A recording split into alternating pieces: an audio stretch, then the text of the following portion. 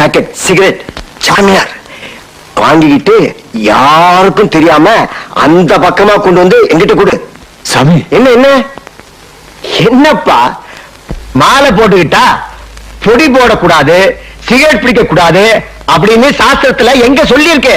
இதெல்லாம் பொடி போடாதவங்களோட பேச்சு, சிகரெட் பிடிக்காதவங்களுடைய பெனாத்தல்.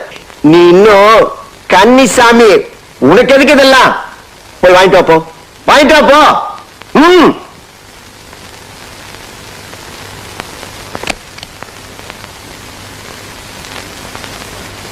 அவர் இன்னும் வரலையா? வரலம்மா.